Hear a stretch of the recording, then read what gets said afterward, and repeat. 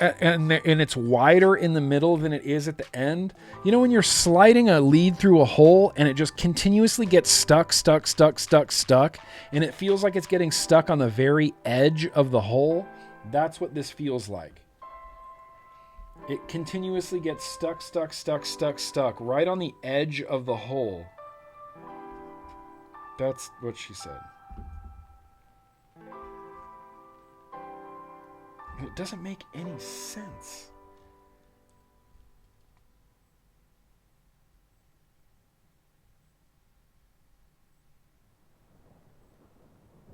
Aha! All right, now we have to manhandle this again.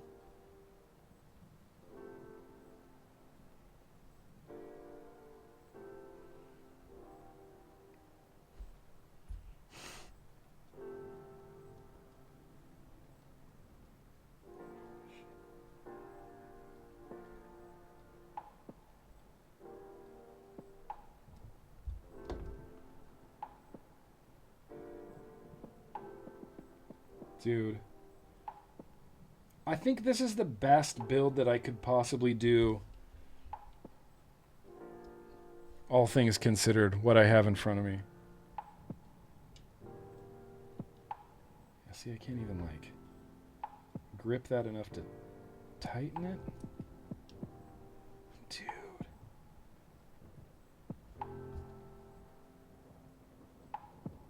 Okay, ready? 1, 2, 3. Let me hold the right lead here.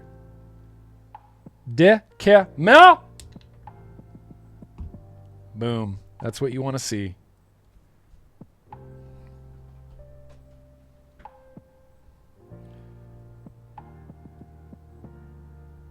One, 2, 3, please. And it's Dicky Mo.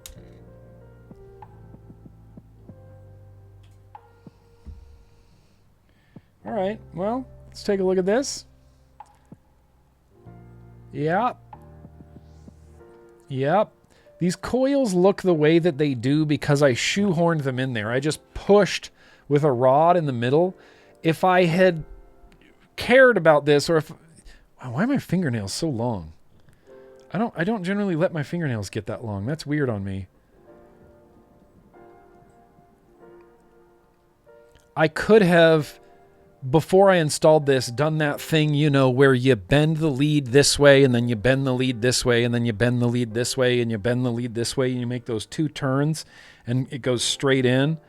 That is a way to do it, but also a way to do it is to just jam them in. Keep a rod through the center, keep my tool through the center, just push them straight in. I'm surprised it turned out this good, honestly. And I have to pull them away, I think, from that, especially that one sitting a little too close there.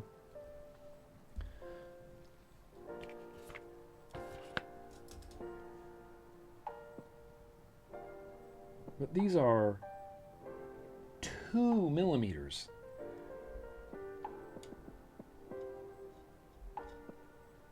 Okay. And then, I guess, is there a top or a bottom to this? Maybe it doesn't matter? It looks like it doesn't matter. This just drops on the post. And then I'm going to line up, you know, I got these 2 airflow holes right here. So I'm going to try to put the coil in the middle of it. And then screw this down to hold it all together, right?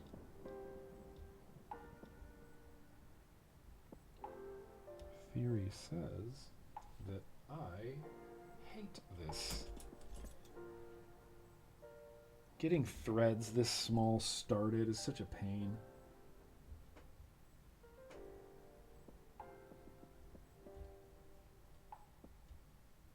There it is. All right, let's get this centered in the middle. And I have to glow them afterwards.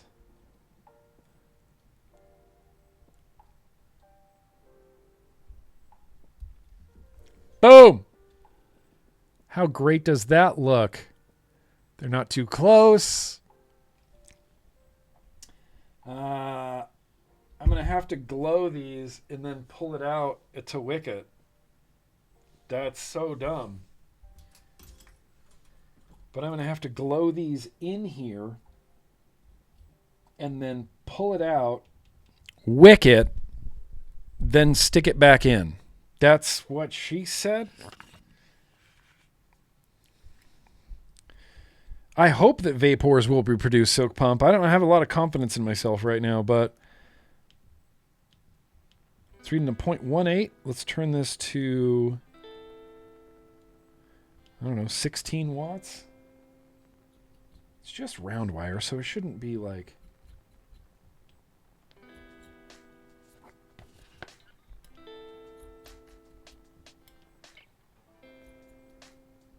Yeah.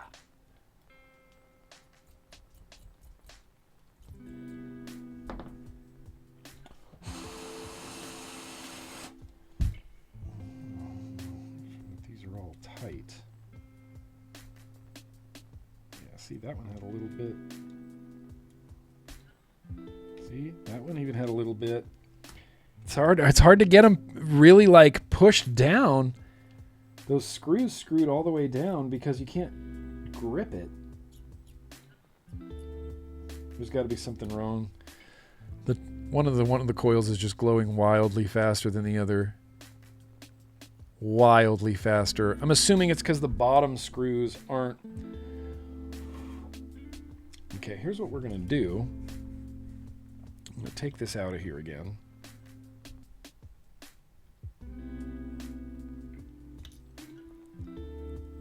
Ha!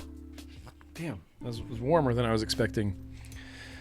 Yeah, thank you, Darren, for noticing my coke nail. In fact, here's the thing. I'm too self-conscious, so I'm going to trim my nails real quick.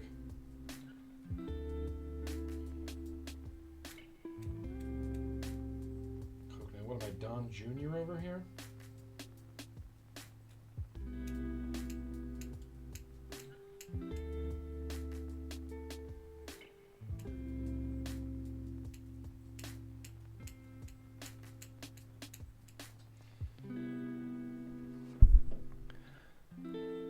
Trim them nails. Wow, that was still really long. How is that nail so long? It doesn't look that long in real life, and then suddenly I get on camera and it's like, oh, you want 5 coke nails? I'm like, no, bro. 24 gauge wire. Okay, so we took it out that way. I'm gonna flip it around. I'm gonna put it back in this way real quick. Screw this down so that I can tighten those top screws. Of course my battery is exhausted.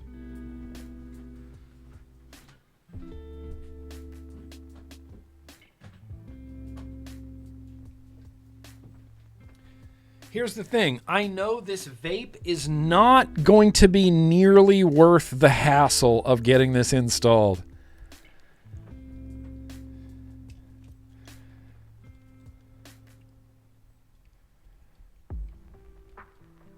Okay, and then I'm going to screw these down.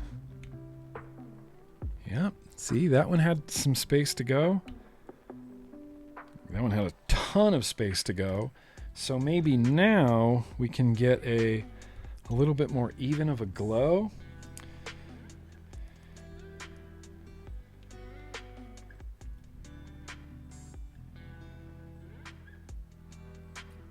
Yeah. Much better. Much better. The bottom one still heats up faster, but not by much. Here, let me put it in the... Yeah, it looks like they're pretty even now. Yeah, nice and even.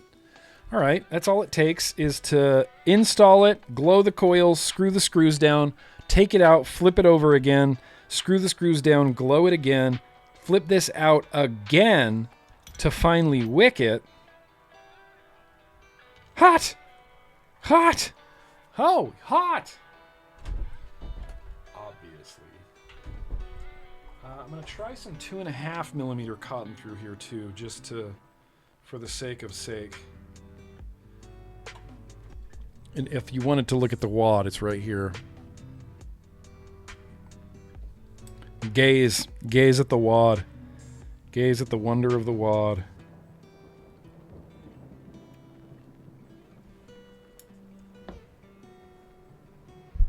Gaze at it.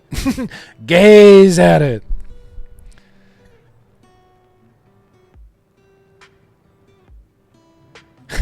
In before Zaddy becomes his favorite new thing. I mean, I would be surprised. It could vape, you know, Rice, you make an excellent point. You could vape awesome.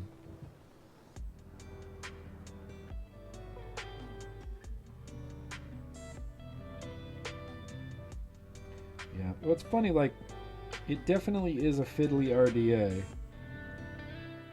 And once upon a time, fiddliness was getting rebranded as, like, tinkering. Some people would call their RDAs that were overtly complicated, like, oh, no, it's really more of a tinkering RTA. Oh, so it's supposed to be a pain in the ass. Tinkerers enjoy pain in the ass things. I didn't know that. I ain't never been no tinkerer, so I didn't know that tinkerers enjoyed pain in the ass RDAs. Cotton. We should probably cut it now, though, right?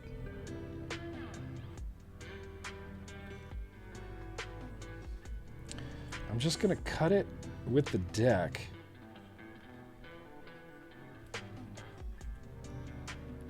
I'm just going to cut it with the deck.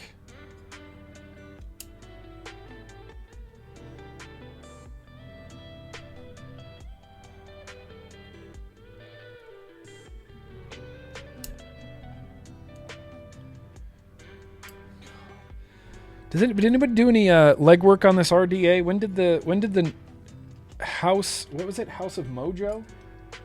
Style of Mojo Nucleus. Style of Mojo Nucleus. I need to know how old this RDA is. I'm going to peg it at like 2015, I think.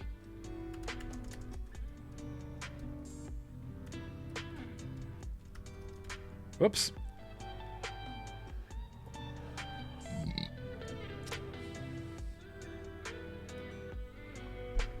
Hey, everybody. Oh, Richard.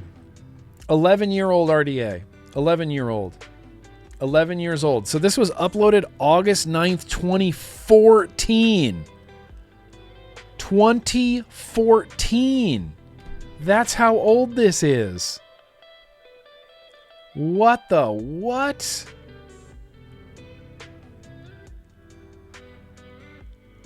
$2014. Frames Janklin Vapor! Yo, yoy, bro. Good to see you, man. It's no big deal. We're just vaping an RDA from 2014. It's the Style of Mojo Nucleus. I feel like I need to cut these wicks down a little bit. And I'm going to do that outside of the deck.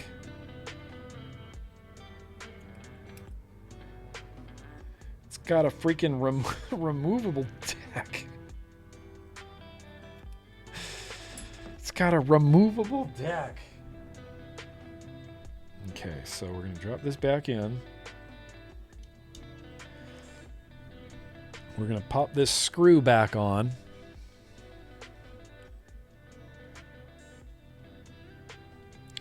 Try to keep these coils centered in front of those airflows, I think. I don't know where to put these wicks.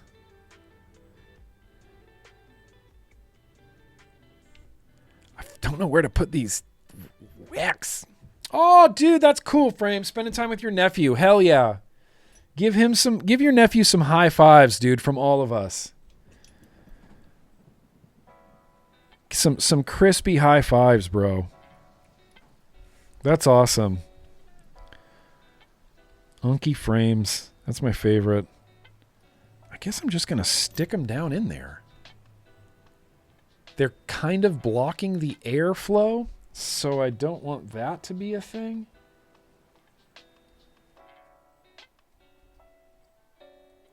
But it looks like they're kind of just going to block the airflow.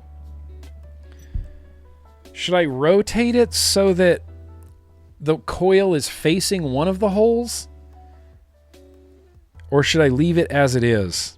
Because I can easily rotate it right now to get the coil in front of one of those holes. But not... Yeah, I might do think it's going to make it easier to vape. You know? I don't think it's going to vape very good with the coil in between the airflow holes. That's my only concern right now, dude. I might twist it like this just to line it up at least with one of the airflow holes. And then we could utilize that singular airflow hole, right? No, the holes aren't aligned towards the coil. That's the problem.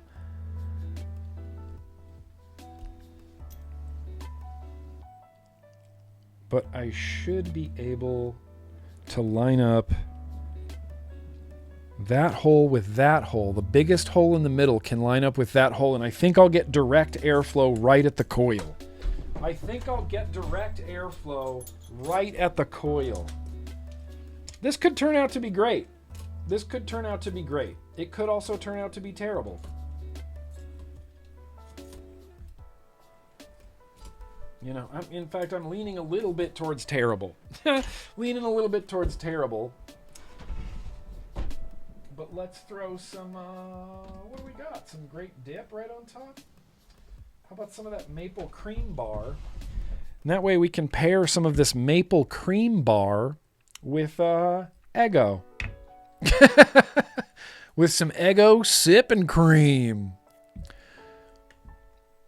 Gives you a Kanger Subtank RBA vibes. Yeah.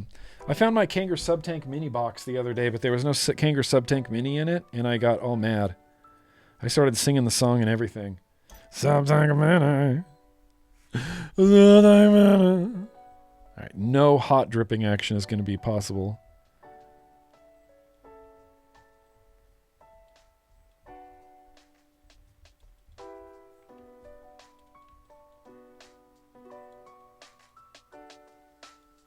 It's going to vapors. I mean, it is going to vapors. What happens if I just drip through the tip? Oh yeah, you get some nice bleh action.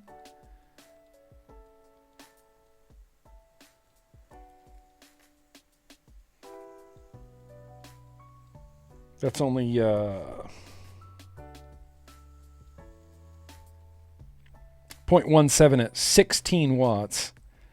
I don't know how high we're going to go with this. That's 30 watts. It looks like the wussiest, wispiest vapor that has ever existed. All right, well. Whoa! Okay, I think I lined those up. In fact, I might need to do that once I get it on an actual device. Let's throw it on this drag real quick.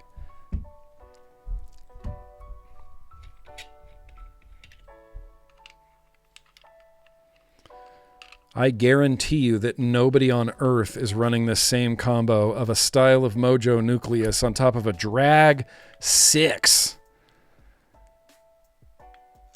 Whoa, slow down there. Slow down. What are you doing? Oh my gosh.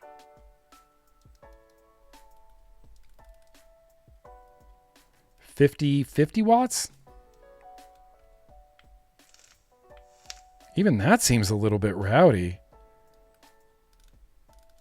45 watts? Even that seems a little bit rowdy.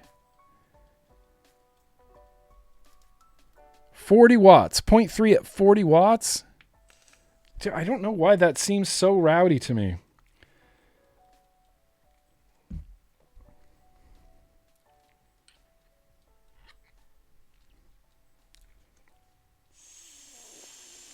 That is the single most restricted direct lung that's ever been a restricted direct lung.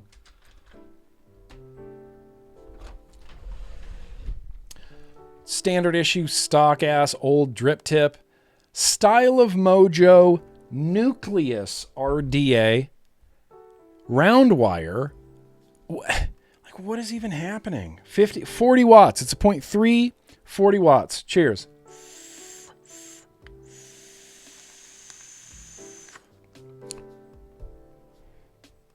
Dude.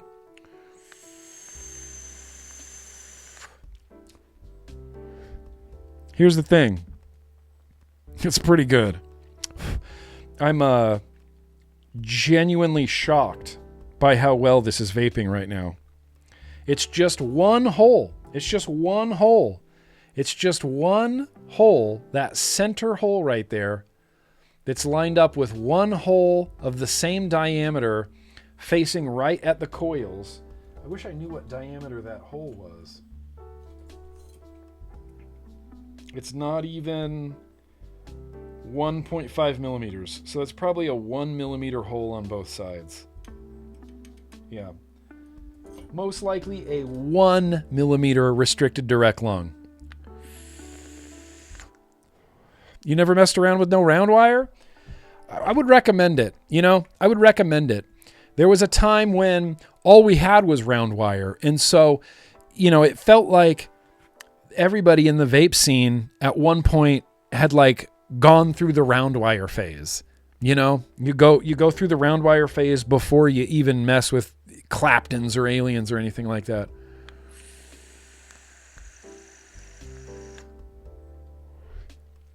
Dude, I'm ready to pair some of this maple bar with some of this Eggo brunch in a jar, and that rhymes. You know it rhymes.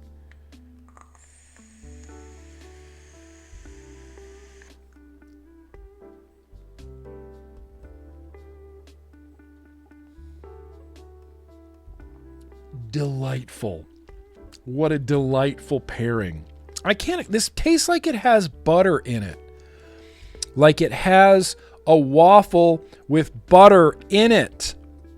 Used round wire religiously when you went to Twisted. Oh yeah, Twisted round wire. Dude, honestly, Twisted round wire still kind of holds up. Well, on Tuesday I want to do some Twisted round wire.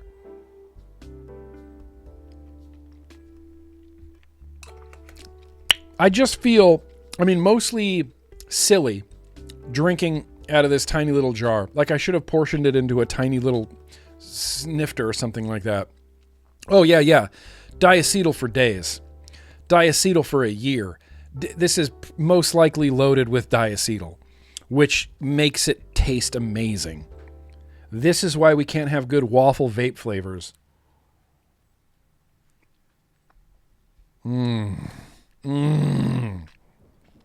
Yeah.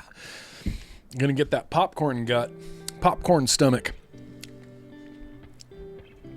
Twisted, round wart totally still holds up. Man, that was an autocorrect nightmare right there, face meat. Popcorn butt, popcorn bladder.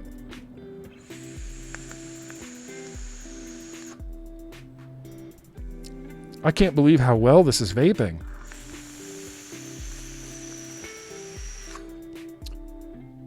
Seriously good.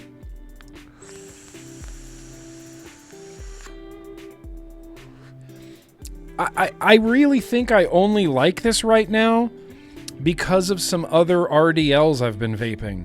If I hadn't been going so hard on that HAR, and if I hadn't just restricted this down to 2 millimeters, that Sparrow to 2 millimeters,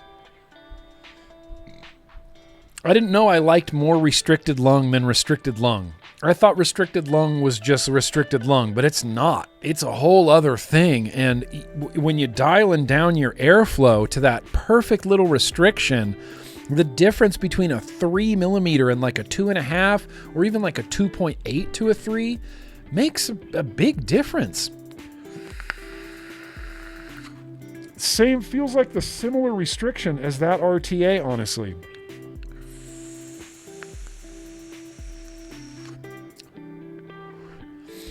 Unicron.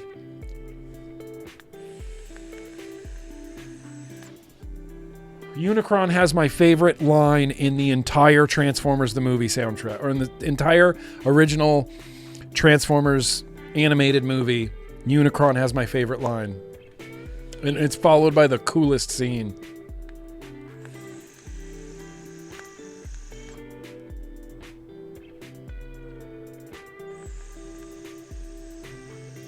Shocked. What else did Style of Mojo do? Did Style of Mojo do that first postless RDA as well? Or was that, I'm thinking of Zombie? House of Zombie? Maybe that was different. Dude, same. Unicron, same. Chillin'. We're streaming. We just built a Style of Mojo Nucleus RDA as the retro vape with round wire 24 gauge on a 2mm dual coil round wire in here, 0.17. It's really more of a flavor build.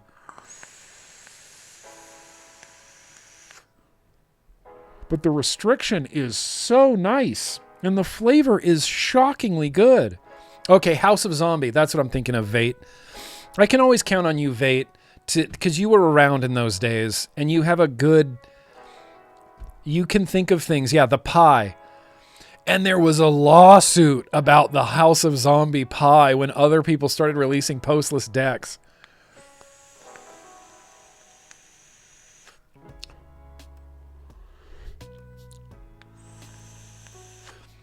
Can't watch Still Scarred. Prowl didn't need to go out like that. Yeah, dude, Prowl and Ironhide died in like the beginning of that movie. When Unicron, I don't remember who Unicron is even talking to. Possibly Galvatron. But when Unicron says, "For a time, I considered sparing your wretched little planet of Cybertron." And he's full robot mode. Unicron is full robot mode. And he says, "But now you shall witness its dismemberment." And he swings his arm and just smashes Cybertron. So fucking cool. "You shall witness its dismemberment." Dare to believe you can survive. Yeah, or it was the last role that Orson Welles ever did. Fun fact. And he was wildly, violently sick during that. That's why Unicron's voice is so messed up. It was literally the last role he ever had before he died was Unicron. "But now you shall witness its dismemberment." That's one of the best scenes of all time. All time. Love it. All right. Shit, House of Mojo. Let's go. I'm going to keep this around for a bit. You know, I'm on a little bit of an RDL kick. I got that Orion going. I got the Har going. Those are like my 2 RDLs right now. I still got this going despite needing a desperate need of a rewick. Let's go. Nucleus. I can't even... This RDA came out in 2014. Do you think there is another person vaping the Nucleus right now? Probably not. Definitely not on a Drag 6. Definitely not on a Drag 6.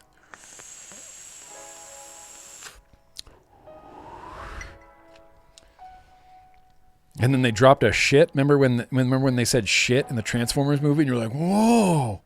Whoa, Jazz just said shit. No, it wasn't Jazz. It was, the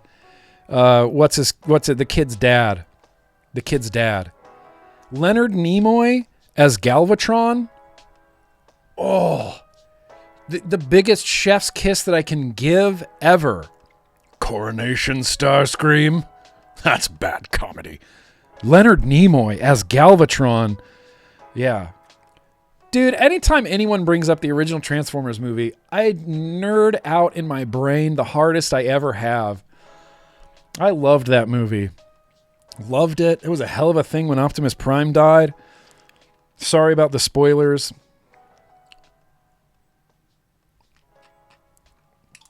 Hey, what's wrong, Dano? And Judd Nelson was in that. Eric Idle was in that. Weird Al's soundtrack. Weird Al song. With the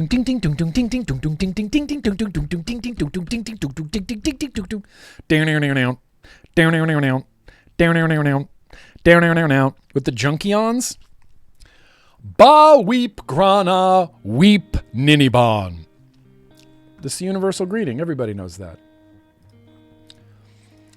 Ba weep grana weep ninibon.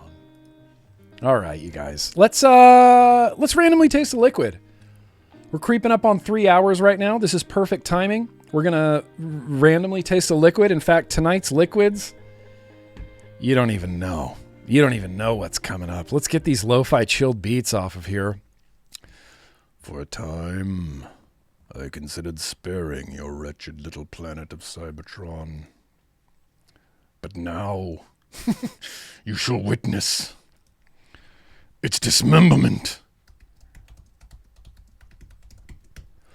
You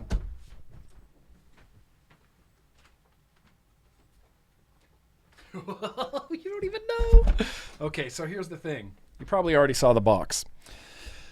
I've been digging through my closets, just for whatever random things and random reasons, and retro vapes and RTAs and blah, blah, blah. I've got this friggin' Smithsonian of vaping in my closets that I'm trying to make sense of. But I ran across this. When was the last time you saw a sample box? When was the last time you saw a sample box that was full of liquids that have never been vaped before?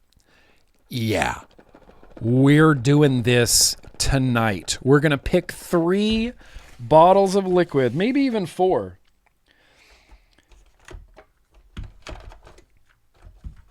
Yep, these look good.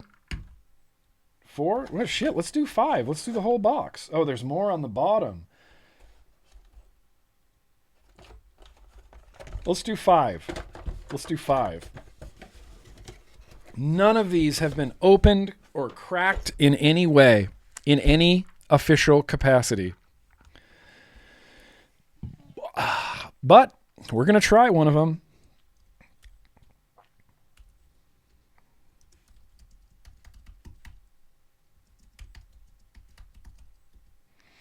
We got that. We got...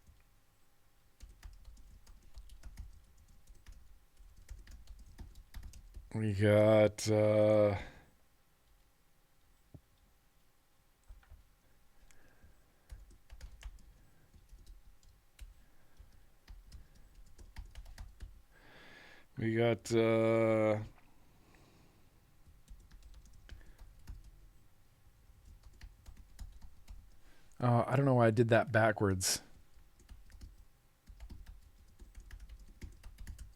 And then we got...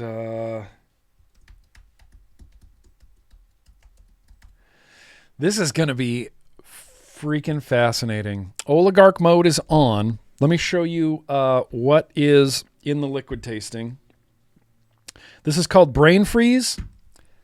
Cali Steam's Brain Freeze. Okay, then we got Cali Steam Cali Girls, which looks like a watermelon of sorts. We've got Kilo Sour Mango. What? Kilo Sour Mango. We've got Cali Steam's Paradise. And then lastly, this looks like a raspberry lemonade, but it's a Vapetasia raspberry lemonade. There is a poll in the chat right now. Oligarch mode is on. This poll should be lasting for 3 minutes. And during that time, I am going to rewick this recoil to taste it. Ding ding ding ding ding ding ding ding ding ding ding ding ding ding ding ding ding. Put down your chains on, listen to me. It's time for us to join in the fight.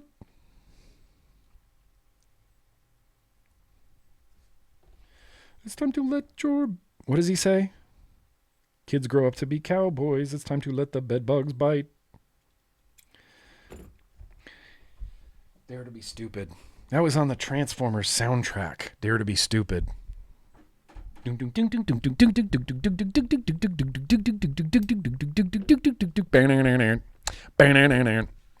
going? How's the stream going? Oh, let me get you some voting music. SMM channel? Yeah, there was a brief time where Samplebox hit me up and said, do you want a monthly sample box? And I said, as long as I never have an obligation to review it, then yes, I would love a monthly sample box. And they sent me one box and never sent me another sample box ever again because I didn't review any of the liquids on the inside. I didn't even open it. I didn't even open it.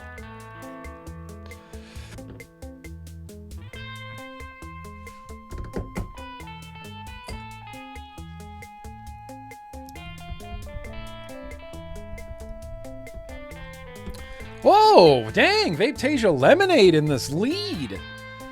Paradise, nobody's interested in Paradise. That mango sour, you know, that was kind of interesting to me. Brain freeze, you know, Cali Steen Cali girls. It looks like it's going to be the Vapetasia Lemonade by a mile. And mostly what I'm amazed by is this box is probably 8 years old, maybe longer than that. I got this box before Casey and I were even engaged.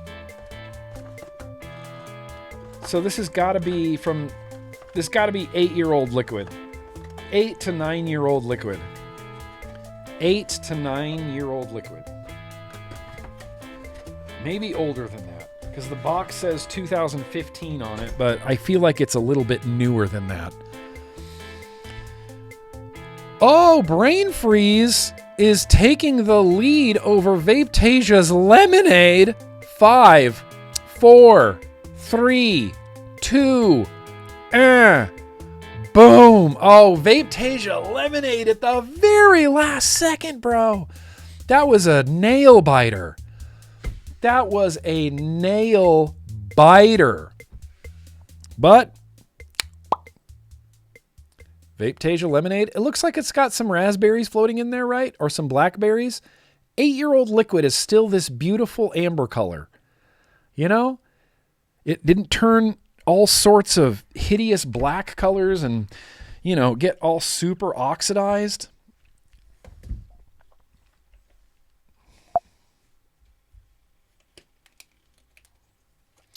We're going to really take advantage of those flavor terraces on this coil.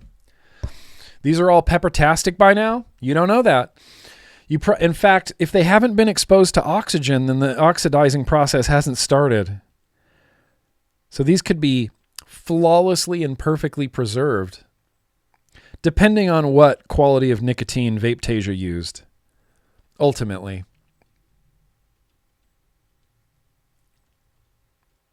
Cut these wicks a little short. That's okay. We'll survive.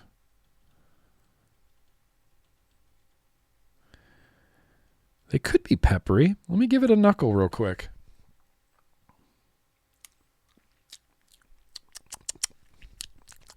I didn't get any pepper. Didn't get any peppery.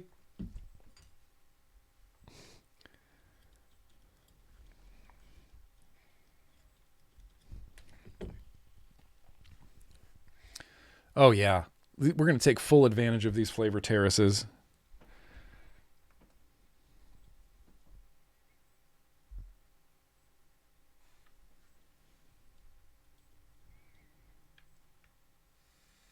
Yes.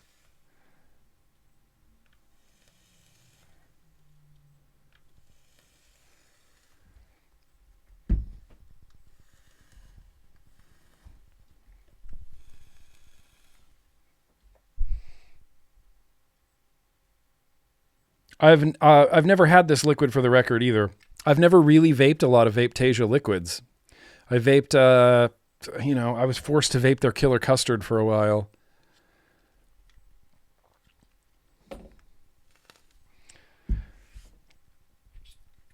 What millimetry airflow are we using? 2.5 millimeter. Sounds good. Team single coil, 2.5 millimeter. This is going on a Vaporesso Armor because the green legitimately kind of matches, dude. That emeraldy green and the recoil green, dude, that looks kind of sick with it. It's internal battery, you know, but I think that looks slick. I think that looks pretty slick. So let's go in for some Vapetasia Lemonade. Could be blueberry or blackberry lemonade. Oh, it says pink. It says pink lemonade. 70-30, 3 milligram, pink lemonade. Pink lemonade.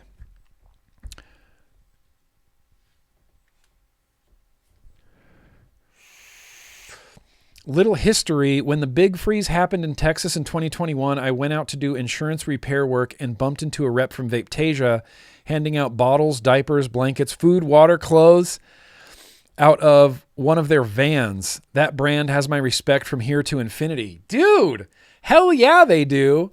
That's sick. That's sick. I mean, that's cool. That's so much street cred in my eyes. Not even just that, which just that would give Vapetasia street cred for infinity. But Vapetasia sued the FDA all the way to the Supreme Court. The only reason I was in Washington, D.C. sitting in the Supreme Court was because of Vapetasia. So that immediately already gave them respect in my eyes from here to infinity. And your story is adding on to the respect that I already had for Vapetasia from here to infinity. I love that. I love that. All right, let's have a poll. Pink lemonade, 49 watts.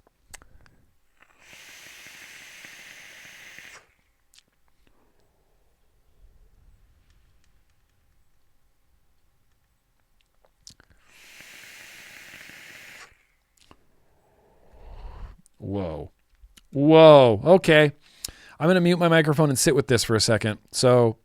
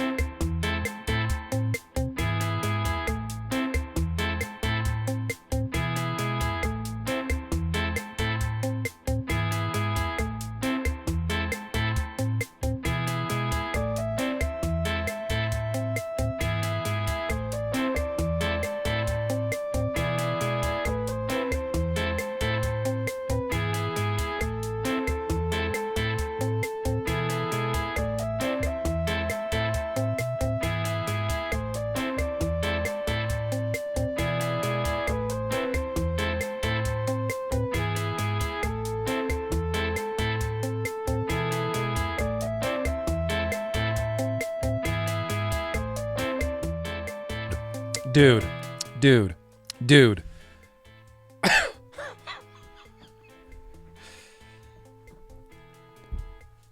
Sit up straight, Nick. This is basically like the best lemonade I've ever had. It reminds me heavily of the old anarchist pink lemonade. It almost feels like either Anarchist copied Vapetasia or Vapetasia copied Anarchist, or separately, they both came up with the exact same recipe for a pink lemonade because it's a pink lemonade. It's grapefruity, lemony, really sweet. It's not pledgy in any way, or, you know, lemons sometimes get weird. It's not weird in any way. This tastes like a brand new, completely non-peppery bottle of, delicious pink lemonade. Delicious.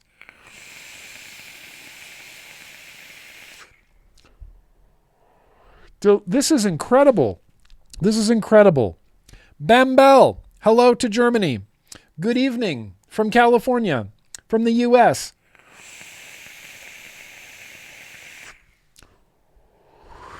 I just for the first time tasted Vapetasia's pink lemonade. This is at least an 8-year-old bottle of liquid, and it's perfect. It's perfection. This is delicious. I agree with that sentiment, Ben, that lemonade liquids get yuck. You like them for a little time, a little bit, and then they get yuck? Yes.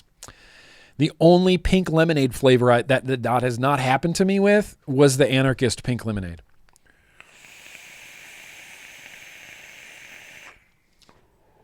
This is incredible.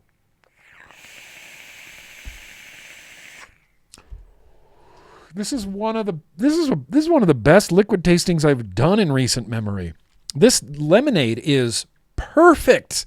It's perfect pink lemonade. You like the Riot pink lemonade? Yeah. I don't get to try, Monkey Pants. You're over there in the United Kingdom, so I don't get to try a lot of your cool liquids. I used to go over to the United Kingdom quite a bit, but I haven't been back in years. Bums me out. A little tartness. It's like a chewy, you remember Chewy Spree or the giant chewy sweet tarts? You remember the giant chewy sweet tarts? It tastes like a giant chewy sweet tart. It tastes like a pink lemonade, giant chewy sweet tart. Yeah, requires 8 years of steep time. The flavors of the Vapetasia pink lemonade really do come to the surface after an 8-year steep. I find it's a little bit more lemony than it was 8 years ago. Well, I love this liquid. I kind of love this setup. I'm going to have to keep this going now. It's not just still good. I know, it is kind of amazing that it's still good. But it is, it tastes brand new. It tastes brand freaking new.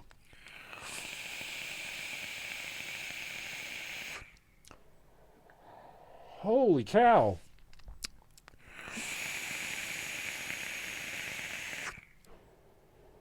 Oh, I can't recommend this enough. Vapetasia's pink lemonade is busting to the maximum levels of busting.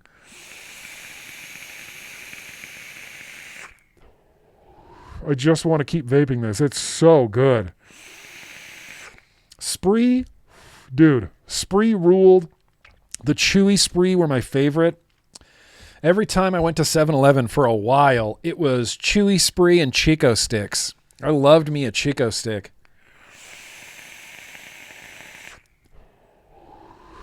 This is unbelievable. This is an incredible liquid.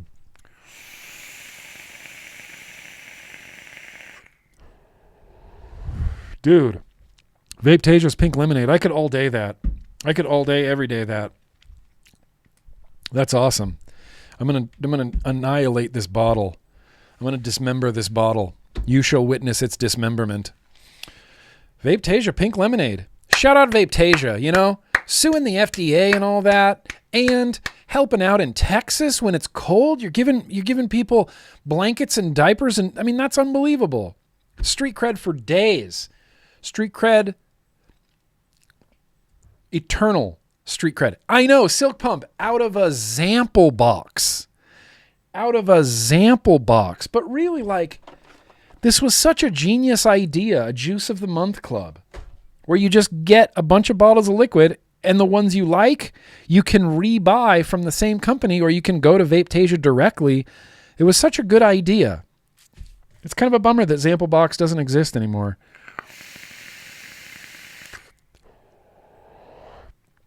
God. That's awesome. That's straight up awesome. No other words to describe it. And I don't know where my pen went. Where'd my good smoke pen go? Oh.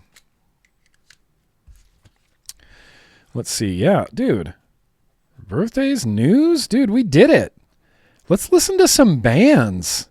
Loaded me up today, I think, with some high quality bands. Oh, no, let's sing Happy Birthday, dude.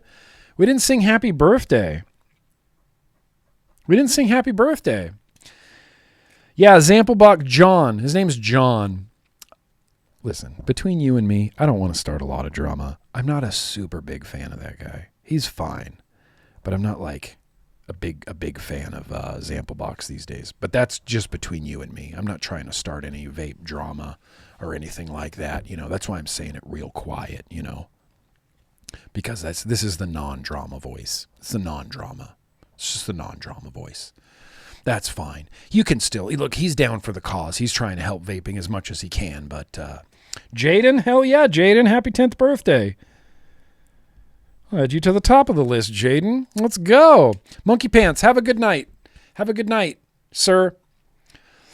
It's like 3 a.m. there, isn't it? It's like 4 a.m. in the UK right now.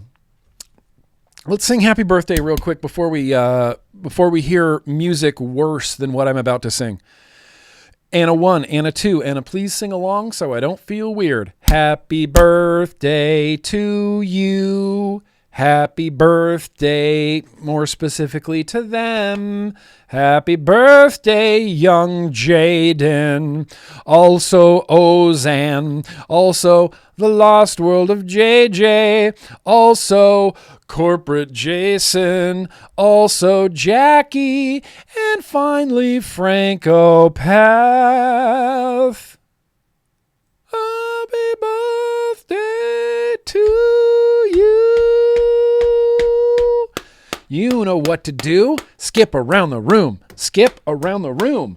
You know what to do. You skip around the room. There it is. Skip around the room. You skip around the room. You skip around the room. Someday I'll get to this faster. Skip around the fucking room. Skip around the fucking room. Skip around the fucking room. Skip around the fucking room. Skip around the fucking Skip around the room, you guys. Happy birthday. Happy birthday to you. JBC. Happy birthday to JBC. Although it's just JB these days. But happy birthday, Jennifer Berger. Happy birthday to Jen. Happy birthday to Jen. Happy birthday to Jen. Also Eric. Also Beecher. Happy birthday to those guys as well. And skip around the room.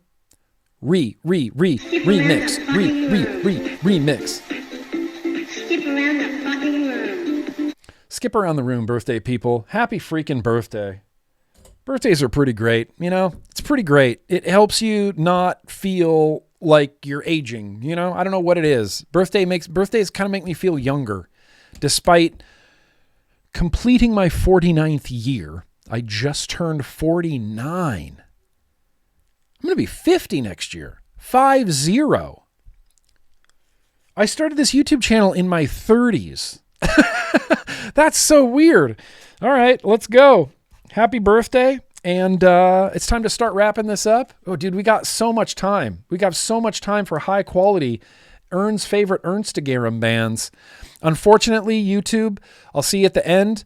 But everybody else on streaming, let's go. It's time for Ern's favorite Instagram band.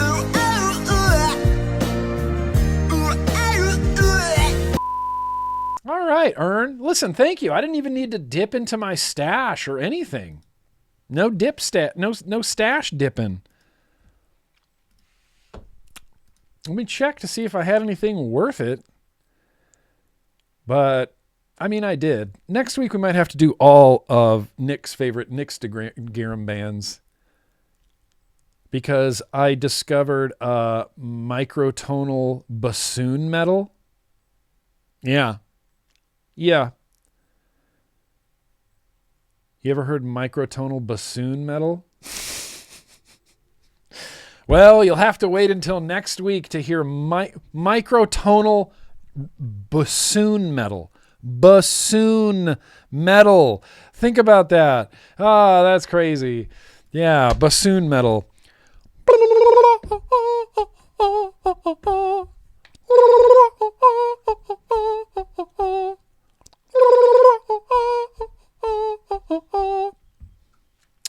That's everybody's favorite. Yep. Sorry. Microtonal bassoon metal. Microtonal ancient Roman themed bassoon metal.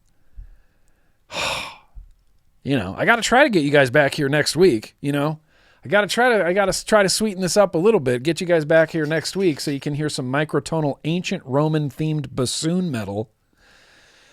It's going to be high quality. But listen, here's the thing. I think we've done. I think we're done. I think we've made it. I'm going to put my sweet sippin' back in the fridge so that I can have some more sweet sippin' later. But let me, Schneeko just farted.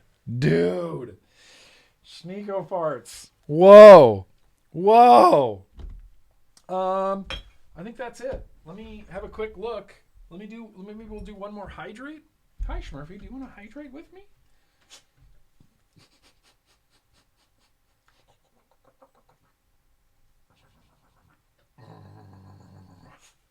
Yeah. That's going to happen again, too. I will eat your face. I will eat your whole head. You know I will.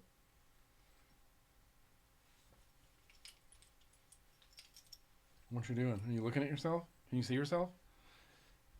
Can you see yourself? Oh, buddy. I know. You want to hang out so bad.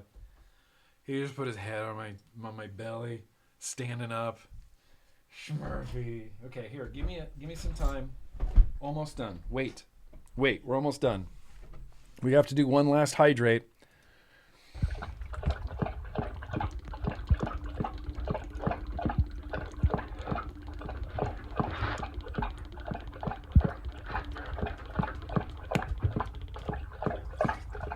Oh. Good. I can never time it correctly. Squid. Hey guys. Happy vlog day. Thank you. I mean, seriously, thank you for coming out. Thank you for making this fun. Maybe hopefully next week we'll have some mail, but otherwise, I like that we're clocking in 15 minutes short of 4 hours. I feel 15 minutes more of energy than I usually do like at the end of the vlog. I'll be 15 minutes more energized. I'll be 15 minutes less tired at the end of the vlog. No one's vooping in my office. No one's vooping in my office. Well, I can usually get them outside pretty quick. Sometimes, Schneeko, she's going on 14 years old. And so she's an old dog. She's an old dog. You have to help and lift up onto the bed, and you shorten your walks because she can't walk as far. And sometimes in the middle of the night, she just needs to dump out, and she'll scratch at the door at like 3 a.m. And then you let her outside and she'll just go poop and then go right back to bed. It's just, old dog. I like old dogs though. I love old dogs and I like having an old dog, and old dogs get me in my feels every single time. But hey, good night, you guys. I love you. Thank you for being here. Thank you for being excellent to each other. Thank you for being a dope ass chat. Jason, thank you. Always corporate Jason, thank you. Sephrin, the band, I know who that really is. Fishy, Compassionate Cucumbers, you guys rule. Tim, Earn, Space Turtle, it is time to shed time. Shane, appreciate ya. Miss Bagpipes, love you, cuz. Happy MTVD next week, shall be awesome because I'm going to party like it's my birthday. Hell yeah. Happy birthday. I'll sing to you next week. You know I will. Dogs don't live long enough. Dogs don't live long enough. And that's the struggle of the person who loves dogs, is you basically set yourself up for horrific heartbreak every 10 to 12 years for your whole life. That's just what you do. But it's worth it. It's worth it because dogs, dude, dogs. Oh, we did birthdays, Ray. We did birthdays right after the news. I'm going to vape this Vapetasia for the rest of the night, maybe for the rest of the week, maybe through the whole weekend. But hey, you guys, I love you. Peace out. Be excellent. I'm going to say goodnight. I'm going to say goodbye. We're going to say goodnight as we do with Yak. He believes he can fly, so we can believe in ourselves for at least the rest of the day, maybe on into the weekend, Earn, come to the hangs, and everybody else, I love you guys. Peace out. Be excellent. We got a full-ass streaming week next week. We're doing the damn thing all over again. And I promise I'm working on my A Week in the Life of GrimmGreen video as often as possible. But everything, takes time away from that. Anyway, you don't need to know about that. Boring shit. I love you guys. Peace out. I'll talk to you guys soon. I'll talk to you guys next week. Just remember that vaping is going to save actually billions of lives. That's the most important takeaway. More important than any of the Instagram bans, more important than the Vape-tasia, is that this liquid of bottle can save millions of lives. Millions of lives. That's the takeaway. That's what I always want the takeaway to be from a GrimmGreen stream or video. Hey, now I'm just rambling, yammering on, trying to get to that 4-hour mark. Anyway, hey, peace out. Be excellent. Ern, come to the hangs. My pleasure, Joker. Thank you for being here. JP Dooms, thank you for being here. Ben, look, I love you guys. Thank you for being here. Thank you. Say goodnight. Peace out. Be excellent. Here's Yak. I believe I could fly. I believe I could touch the sky any time of year. Dun dun dun dun dun dun. I believe I can fly.